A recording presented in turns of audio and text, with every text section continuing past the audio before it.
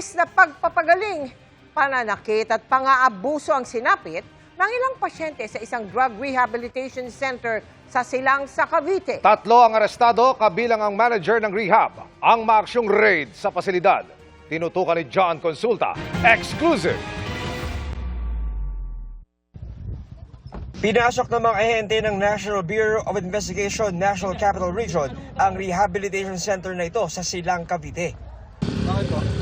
NBI kami, NBI. Mais kang NBI kami. Buka dyan. Sa kalawang palapag ay dinatnan nila ang nakakandadong rehas na pinto. Nang mabuksan ay nakalabas ang isang 15 anyos na biktima umano ng illegal detention at pang-aabuso. Nailigtas din ang isang 18 anyos.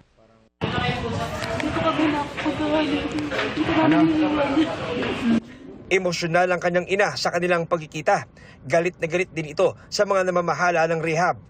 May sakit pa po siya. 3 araw may sakit, hindi niyo pinatay mo ng gamot. Ano ba yung totoo? Sinabi niya. Sumbong ng complainant sa NBI. Nagparehab yung bata. After rehab, sa tingin nila mukhang magaling na, they want to go out of the rehabilitation. Hindi sila pinapalabas. Ayaw palabasin at according to the owner ng rehabilitation center, kailangan pa ng court order or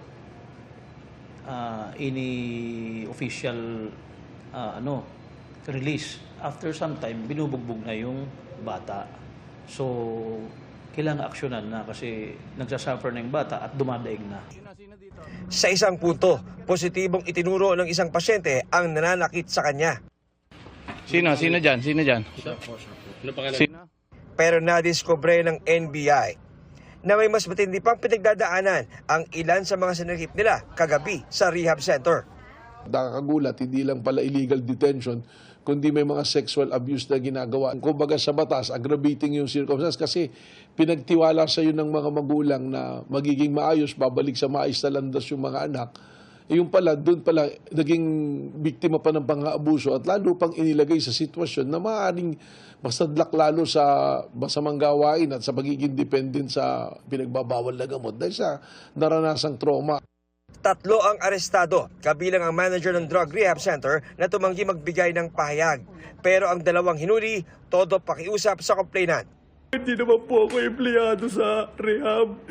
Isa rin po akong pasyente na nagvo-volunteer. Hindi naman po ako sumusweldo. Wala akong kontrata. Gusto ko lang tumulong. Pero ngayon, naiipit po ako sa ganitong sitwasyon. Sana mapatawad mo ko.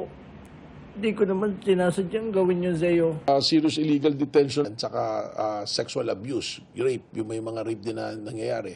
Kasi na-identify talaga nung biktima, yung mga gumawa ng pang-aabuso sa kanya. Sa loob mismo ng rehabilitation center, at yan, hindi lang isang beses. So, at kung ilang beses ginawa, so kung ilang beses ginawa yan, isang kaso yan. Hindi lang natin sila kakasuhan at ipapasara rin natin itong rehabilitation center na to. Hinihikayat ng NBI ang iba pa mga posibleng naging biktima ng naturang rehabilitation center na magtungo sa kanilang tanggapan para maghain ng karagdagang reklamo.